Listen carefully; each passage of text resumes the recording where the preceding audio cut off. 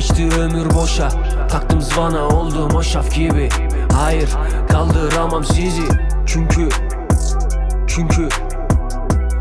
yaşam oyun demek değil, sade paşam.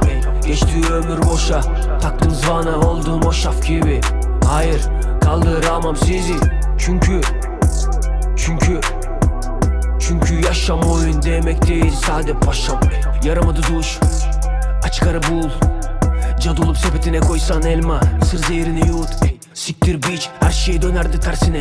Benim olsam bile gözlerin yüksekteydi. Kapılar suratına çarptım, yattım kalktım sen. Düşüncelerimi hapsettin sana, ol ferhat istersen. Vicdanım saydam, yine geri gelemem. Önce bu yalanlar görmezden gelemez. Gözlerini pak gör gerçekleri, tek gerçek olsam bile çekilip köşende kal. Midemde bulantı bir an, sıkılıp tur attım biraz. Çekince sigara dumanı ciğere, hesabı sorardı ilah. Uyku yok, geceler zehir. Yatarsam kabusum olur bu yaşamın gerçeği. Gerçekler zor olur, aklıma firar. Her şey döner mi tersine? Bir günde dönerdi belki de. Geçmişle yaşanmaz gelecek. Yaşamın her anı tehlike.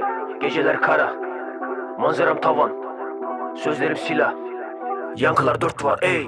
Geçti ömür boşa, taktım zvana, oldum hoşaf gibi.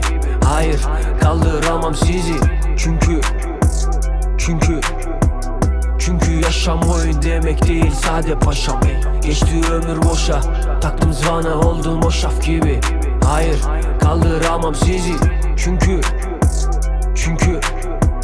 Çünkü yaşam oyun demek değil, sade paşam.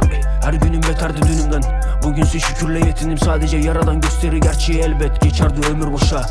Gülerdim dümenden hep, içimse kan ağlar susup. Görürsen gözlerim alev, çünkü bu yaşamın gereği.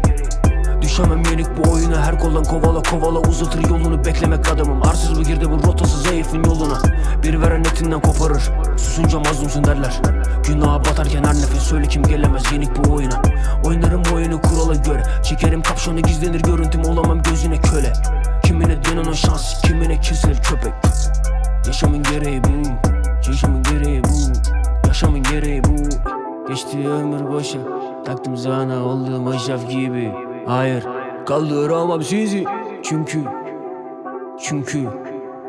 Çünkü yaşam oyun demek değil, sade paşam.